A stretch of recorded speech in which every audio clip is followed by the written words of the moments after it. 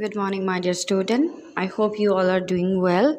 So today we will start our history book that is from page number 21 from the third number paragraph, as I have finished up to second number paragraph in our offline classes yesterday. So today we will start from third number para, that is about one of the best known of such rulers is Sultan Muhammad of Ghazni, Afghanistan. He ruled from 997 to 1030 and extended control over parts of Central Asia, Iran and the northwestern part of the subcontinent. He raided the subcontinent almost every year. His targets were wealthy temples including that of Somnath, Gujarat. Much of the wealth Muhammad carried away was used to create a splendid capital city at Ghazni.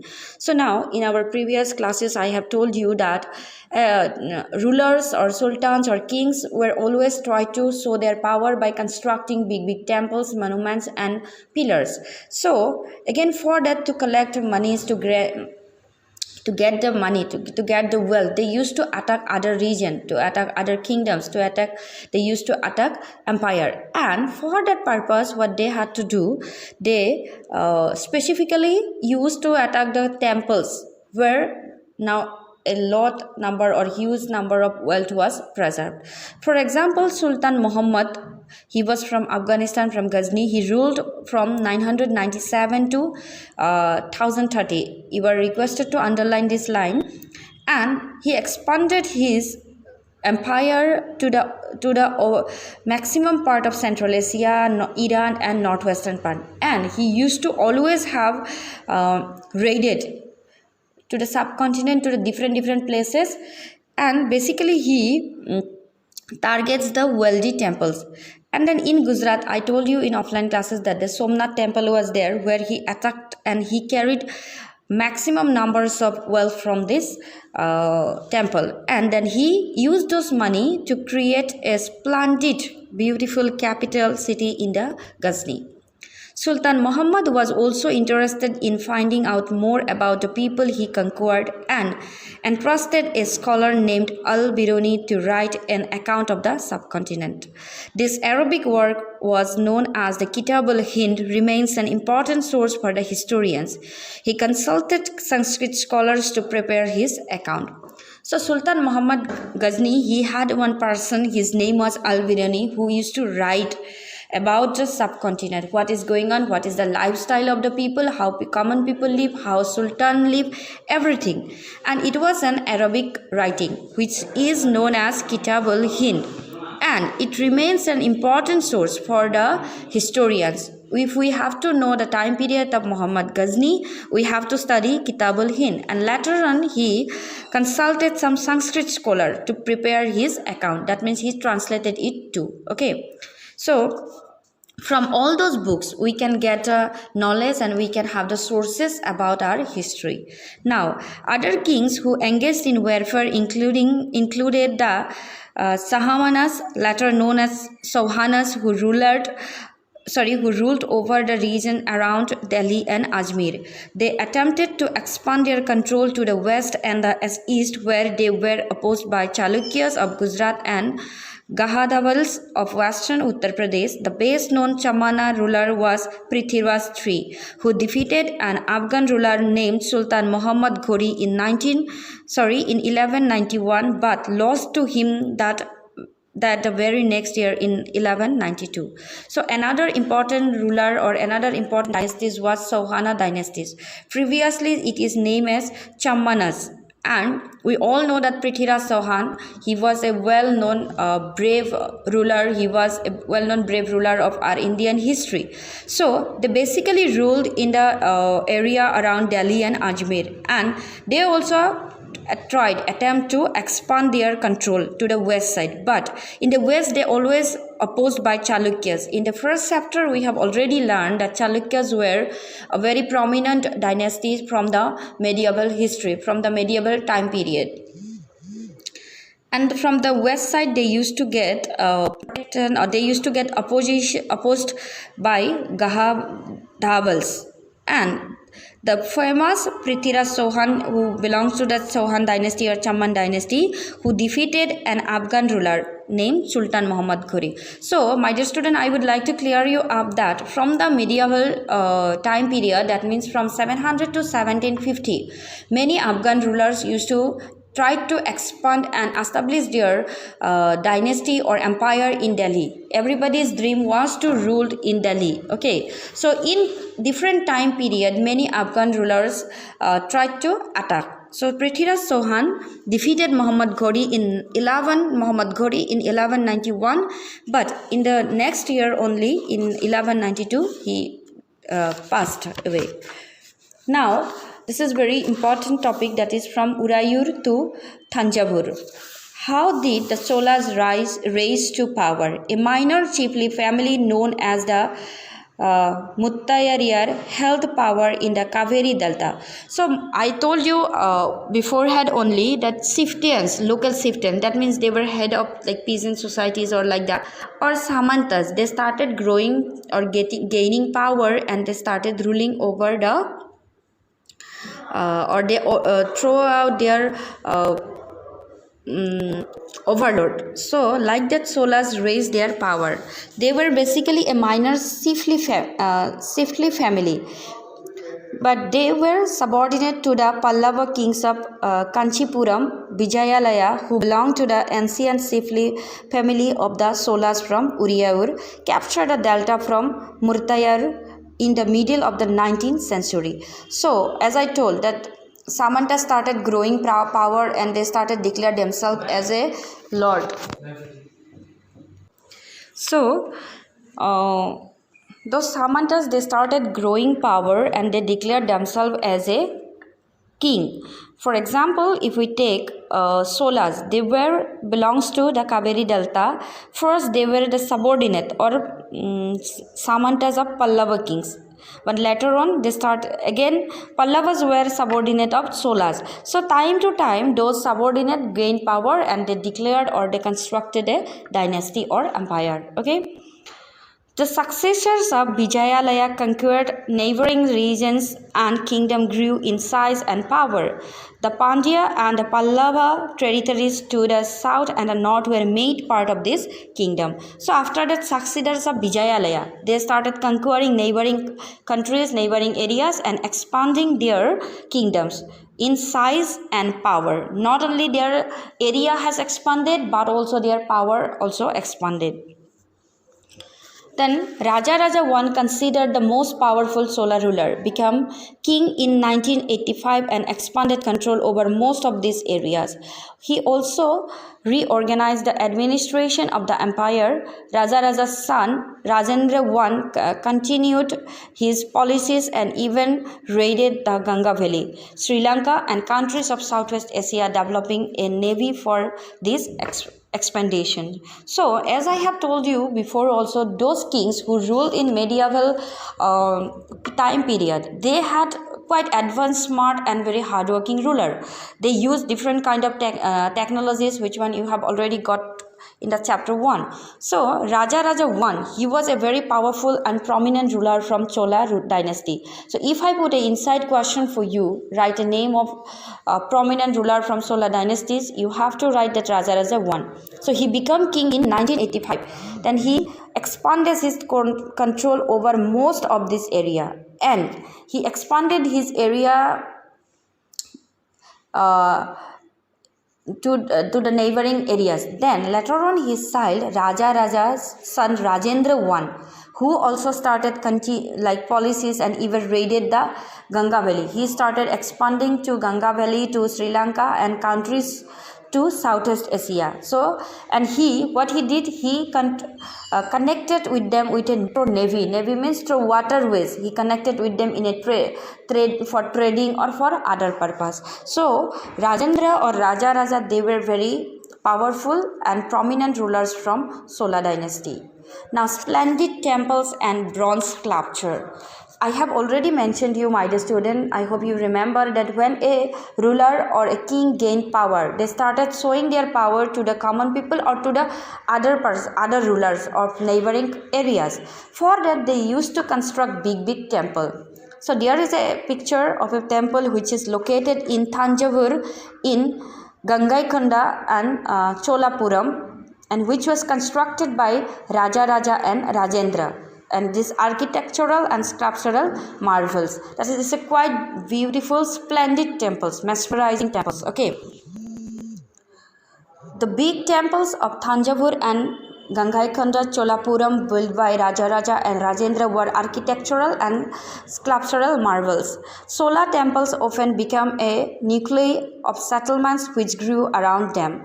These were centers of crop production. Temples were also endowed with land by rulers as well as by others. The produce of this land went into maintaining all the specialists who worked at the temple and very often lived near it, praised garland makers, cooks, sweepers, musicians, dancers, etc. In other words, temples were not only places of worship, they were the hub of economic, social and cultural life as well. So when a temple was made, after that there were many people who have to be engaged there to perform different kind of works. For example, praised, of course they needed, then garland makers, then cooks, then sweepers, musicians, dancer. That means it was not only a places for worshipping.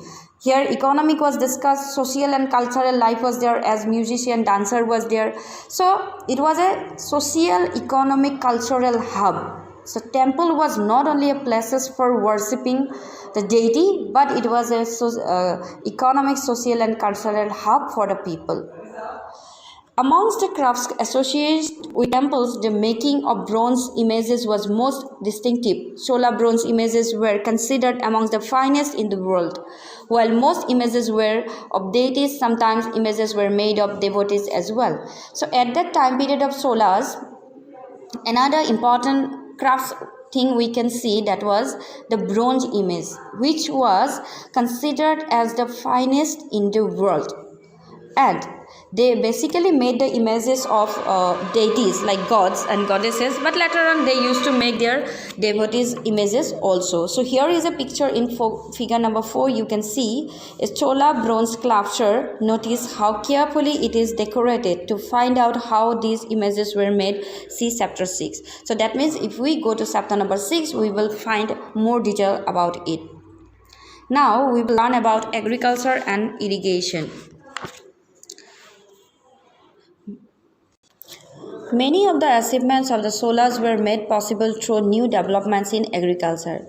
So as I told that they were quite advanced and smart rulers, so many new achievements had come out, which was done because of their new technology, uses of new technology, and they developed new technologies in their agriculture, because at that time agriculture was the main earnings for the people. Even in India, 60% of our people currently also we depend on agriculture.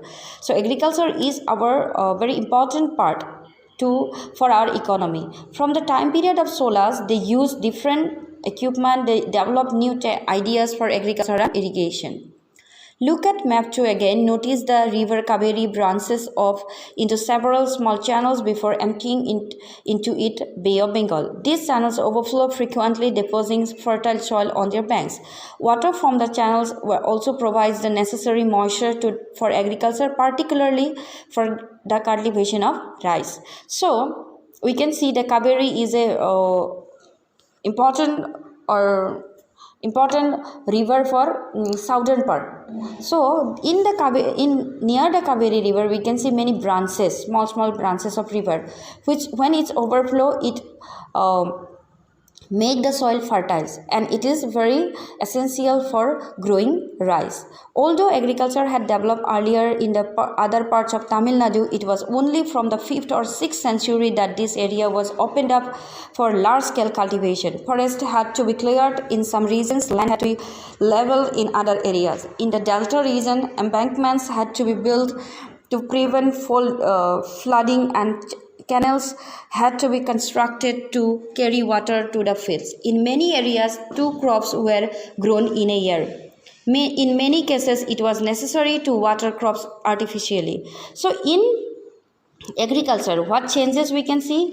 Though agriculture was there in Tamil Nadu or in southern part, but new areas were made up in the 6th century. For example, forests were cleared up, lands were leveled up, and in the delta region embankment was constructed to prevent flood. So this kind of new things had come up to uh, developed agricultural system in the Kaveri Delta. In many cases, it was necessary to water crops artificially. A variety of methods were used for irrigation. So now, it was not possible that every agricultural land will be get watered, or it will be watered by the river, like river Kaveri or its tributaries. So it had to be watered artificially. That system is only called irrigation. So for irrigation, they use different things. What? In some areas, wells were dug.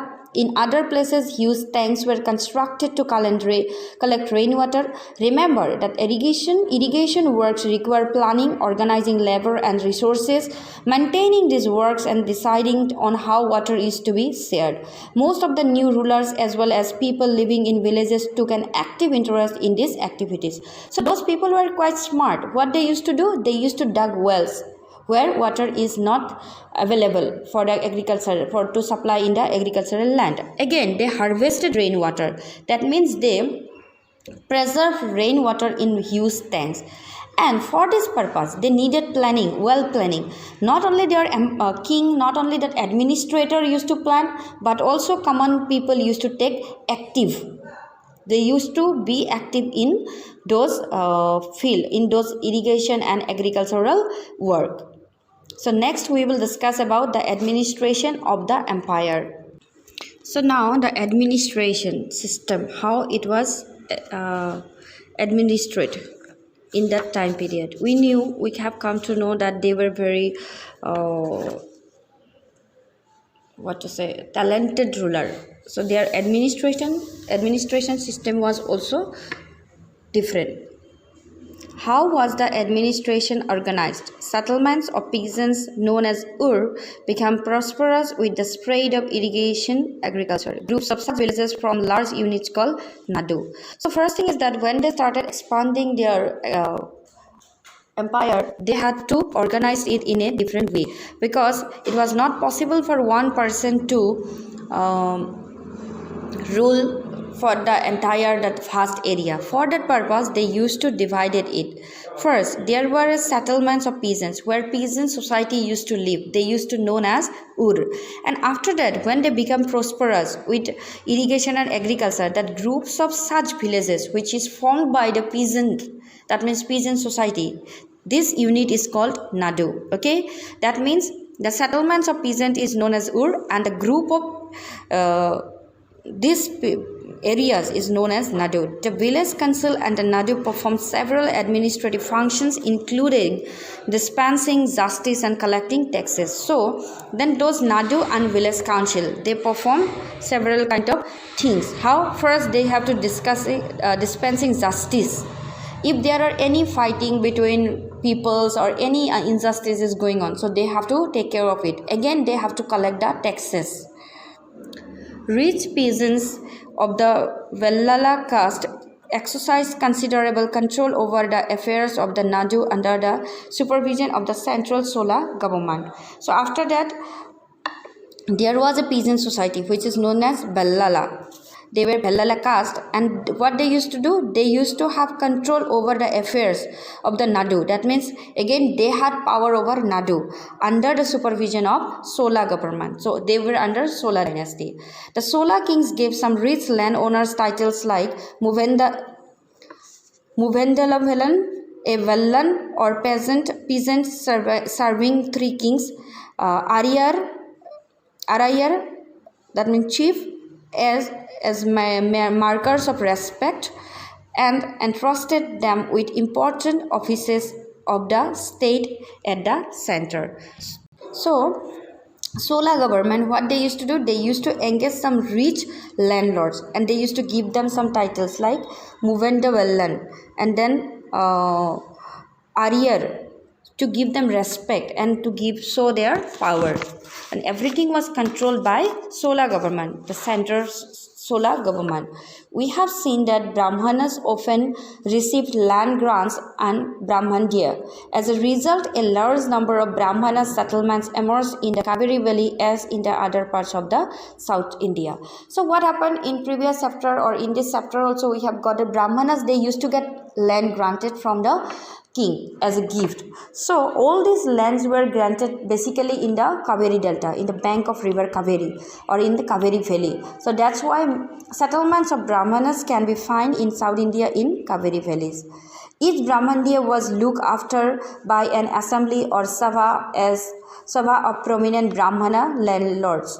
These assemblies worked very efficiently. Their decisions were recorded in detail in inscriptions often on the stone walls of temples. Associations of traders known as Nagarams and occasionally perform administrative functions in towns.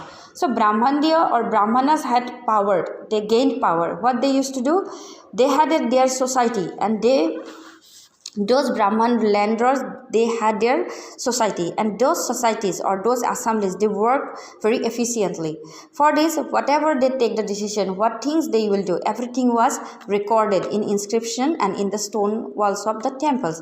Again, there was a community which were trading community or trading society. They also known as Nagarams, and when sometimes, occasionally, means not always, they also performed administrative functions in the town areas. Now, inscriptions from Uttaramerur in Chingalput district, Tamil Nadu, provide details of the way in which the Sabha was organized. So, how those Sabhas, those assemblies was organized. The Sabha had separate committees to look after irrigation works, garden temples, etc. Name of those eligible to the member of these committees were written on small tickets of palm leaves.